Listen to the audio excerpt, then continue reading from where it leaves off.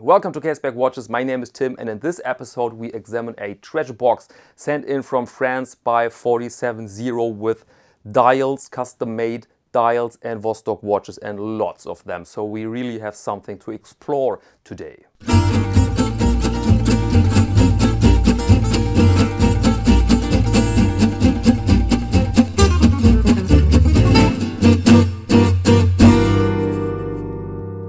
Little interruption, I'm planning the next Q&A video. If you have a question regarding watches, lifestyle, everything you want, then please put it here in the comment section. Okay, who is Cormac? Who is the 470? I told this story on camera before, so I keep this a bit short, okay? And Cormac lives in France and he was a photographer, very good in business, took images of politicians and other celebrities, and then he suffered a stroke, and this stroke brought him back to zero. He woke up in a hospital and he realized, I'm heavily disabled. I cannot work again in my former profession. I have to do something completely new. And back then he was really into watches, and he realized, I can use my brain, I can use my hands, so why not make out of that passion or that hobby something more profound? And then he started to manufacture his own dials, and he founded the Radio Room on Instagram, and now the 470, this is important, the 470. And the name 470 means, I was 47 years old when the stroke put me down to zero. And I am in contact with him since 2018, I think, or 2017, and I just asked him, what's the progress, and can you show me something, and why not presenting some pieces on Caseback watches? And I thought then, okay, he will send me 2 watches or 3, some examples, and he sent me that box with numerous dials and watches. Was pretty heavy, and so we have quite something to explore here. And let's do it. Let's go in the light box and let's check out some dials and Vostok watches. Okay, here we are. I prepared tweezers with tape, so I'm not scratching here anything. Here we have our dials, and now just let's zoom in and start randomly with this here. So we have pretty much a blank dial, but here you see the typical Cormac or typical the 470 construction or the basic layout for this. See those indices cut through the metal here. Then the little logo there. Excuse my hands, by the way. I've worked with leather and ink and was absolutely a mess. So my hand looked like the hands of a construction worker, but there's nothing I can do about it. And so let's carry on. The other side is not very interesting. It's just blank. So this is the basic layout. And now let's pick something more spectacular. Here we are. Here you see the subdial, you see numerals, 4 numerals, and you see interesting textures. And this is also very typical, and you will see this quite sometimes here, those interesting textures. And all of this is made with a machine, but the machine has to be operated by hand. And so it's relatively hard work, or let's say difficult work. And you will spot little differences between versions. I will show you this in a minute. So here, and the nice thing here, of course, is how the light plays with those surfaces. See that? Very nice effect. Next dial is a bit more spectacular. As you see, screws, blued screws, 4 pieces, and this amazing pattern here, like waves on an ancient engraving or something like that. And again, we have nice textures. We have a dial which plays with the lights. This is a marvelous look, I must say. Cormac sent me images of those models here with screws, and I was a bit, afraid that this was too much for a dial. But this is very interesting look. And also you find details on the subdial across, and also different surfaces, and so very, very nice work here. And here we have a series of 3, and those dials are basically the same, but you can spot small varieties. And here you see that this is a more advanced construction. You have layers. You have this black material, and underneath that, I don't know what it is, brass or is it bronze, I'm not sure. And again, really, really nice facets and really nice textures, and plays with the light. And the indices and minute markers are really pop here, see that? In the middle, I think there's a bit of patina. This looks a bit older. There are other versions of that dial with less patina. And so I think there is a little bit corrosion going on, and I could imagine that this is not ready. I mean, if you implement this in a watch, then you should seal it with some type of varnish, which you find on many watches if you have a delicate material. And this next dial here, you see this very dark, and there are slits on some places for the indices, and other indices are blank metal. So this can be a very interesting contrast when you put something underneath it, a different material with a different color. And I think this is the plan, because I've seen that comic did this one time.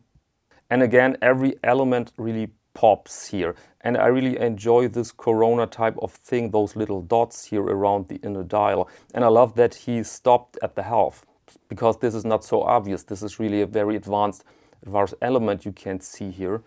Very mysterious in a way. And this dial here is not so spectacular, but there is some Kabbalistic element in it, so to speak, a little code or something like that. Note that the indices are very different here.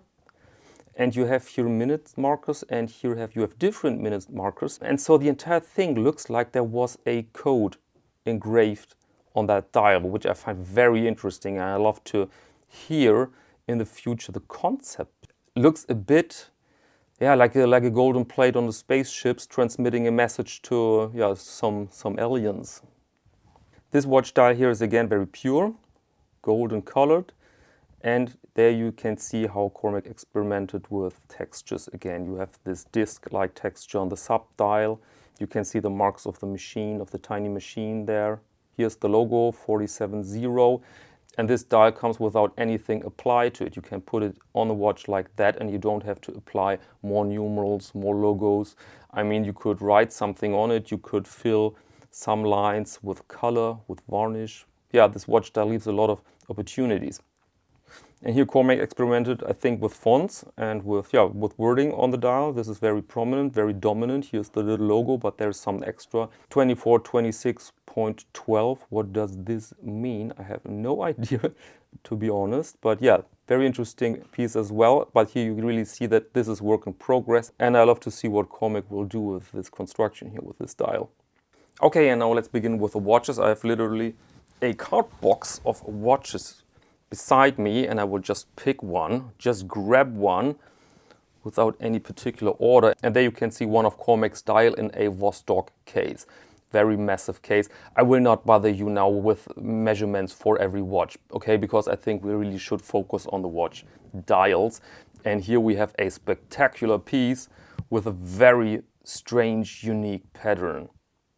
Wave or rays or something between wave and ray. I don't know how to call this. There you can see this tiny 470 again. And yeah, it looks like something from underwater. Interesting. Very, very interesting. Fascinating. Just one time I moved the hands a little bit around. This is always the same thing with Vostok. The screw down crown. Everything feels a bit wobbly, but that's okay. That's okay. But here you see how it works. Okay, next piece. And here you see a variation of the first pattern. See that? Now you have it in a darker version, and now those lines pop even more against that dark background. Very interesting. Really, really interesting. And I love this color here, because I cannot say if this color is black or is it dark brown or is it something in between. It's a very, very interesting piece. And again, Vostok case, here now with the solid Caseback. Huge, with very strange, unorthodox, I should say, with a very, very unorthodox strap here. But okay, let's focus on the dial as said. And now let's pick the next. Yeah, this is wow. This is really a wow watch. Good God, I really like to know from where the idea came here. What is it? My goodness, what is it? I don't know. I have no idea what it is. Those elements here reminds me a little bit of clocks. Those clocks you put on the wall from the 50s, 40s, 50s, yeah, maybe 60s. Very interesting, very strange. And in this example, I think the case fits, or the form, not really the quality, but I think this is chrome plated. What is it? This is also a Vostok, as you can see, but I don't know what this means. I'm not an expert for Vostok, but this look here and this off-white here. Hey, focus on this beautiful diamond. Really, really nice look. Really, really nice piece. I think this is so far my favorite here. And here also something very flamboyant but uncluttered, a very interesting contrast between gold and white. Here's the logo.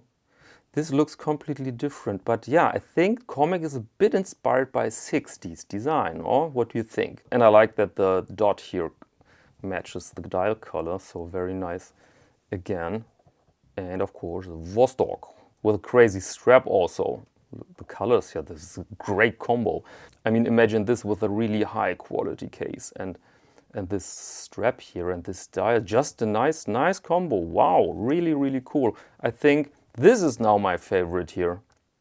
I think I will wear this today, this watch. Yeah, I think this is a good decision. And here you see something which is, I think, an earlier attempt because the manufacturing standard is below those other pieces. And I salute Comic that he has the guts to send me this, because he told me, of course, this is work in progress. Those are prototypes, those attempts, I'm learning.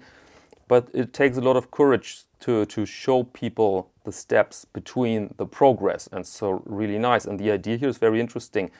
You have sort of a domed dial, black on golden with this massive marker here. And so very interesting concept, but you see clearly that he made enormous progress in his methods. If you compare those models here, enormous progress. It's something crazy. See that? There is some glitter on the dial. Black and golden as usual, but there's some glittering. Wow, what on earth is this? Glittering effect on it. Very interesting piece. I'd love to see this with less lines on it so that the effect comes through more dominantly. Vostok case, wow, with an anchor. Cool piece, absolutely cool piece. Very nice watch if you're a bit in the 80s, if you like your 80s and 80s club culture, for example.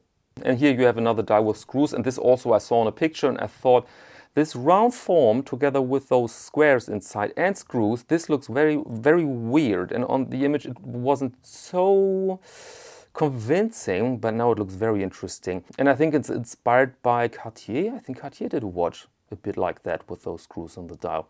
In a smaller case, Vostok, of course, again with different textures. See that those squares react in a very nice way to the light. Very cool. Hands a bit blank for that, I think. But on the other hand, it's perfectly legible. And yeah, very interesting piece. There's a 0 on position 12. Comic, please explain to us why you've put that 0 on position 12. Very unusual, but I love. Look at this. Textures. Really nice. And here we have something very basic. And yeah, nice to look at, but I've seen those other dials, and so I can tell you this is, although it has some magic, some fascination, a bit like Stover with their no logo versions. But for me personally, after all those other dials, a little bit too, I shouldn't say boring, but a bit too blank here. Oh wait, this is a Vario strap. Interesting, by the way. It's tweed, in fact, Harris tweed, real Harris tweed on a strap. But this is not my favorite, to be honest, and so let's go to the next watch. Okay, I think I get it. The task here was contrast between colors. You have this nice golden dial, you have those blued hands, the red second hand, and very few elements, but yeah, interesting, fascinating. With those dots here, no numerals, very puristic.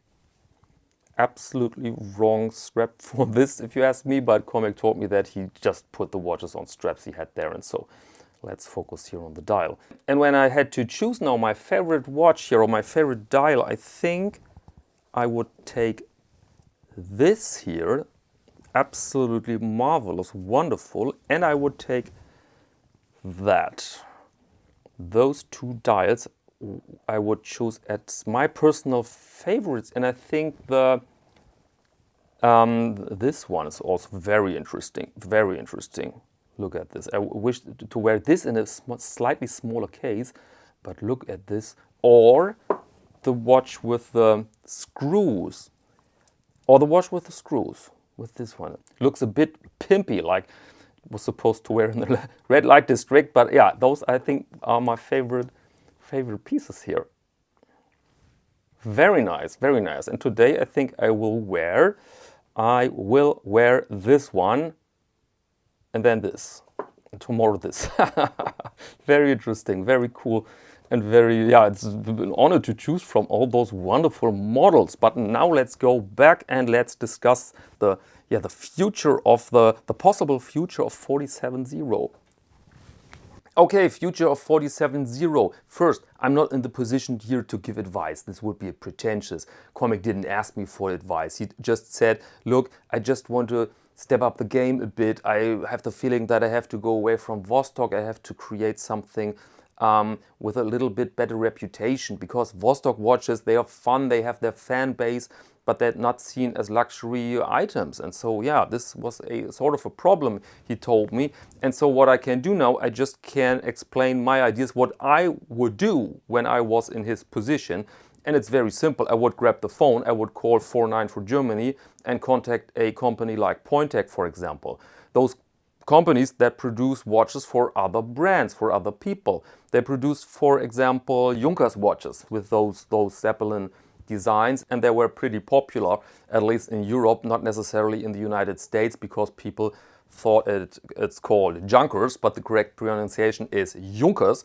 But it said popular watches and really with good quality. Even critics of the name admitted that the quality was there. And if you buy now a Vostok on eBay, then the thing will set you back, what is it, 100 euros, 120 euros. For 120 euros, you can buy your own cases. It's certainly possible to call a specialized company and tell them, look, I need 100 cases. Cases made by my specifications, not super fancy, just good, made in Germany quality.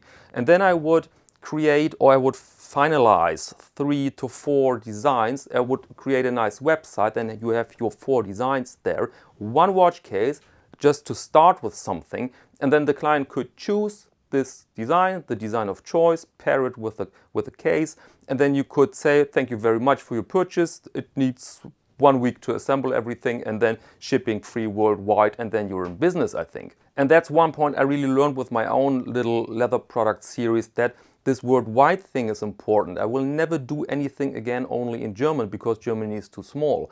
Or in English for Europe. I mean, Europe isn't too small, but it happens to be that the watch lovers are distributed well over the entire globe, and it's way more satisfying to deal with the entire globe, because you have many interesting people to get in touch with, and you have nice fights with customs. It's just beautiful for how they can ruin your goodness. I have stories there. Okay, but these are my, let's call it ideas if I was in position of the 47.0. And I want to encourage you, if you have other ideas, or you find what I've said good or not good, or if you can correct something, then just put it in the comments. Then we have a little base of knowledge and ideas under this video here. A little reminder for the Q&A video: if you have a question, then put the question here in the comment section under this video, please. And if you want to have your sneak previews, then please join me on Instagram, where I show progress with leather watches and other things I find interesting. Caseback_Tim. And now let me thank you very much for your attention, and until next time.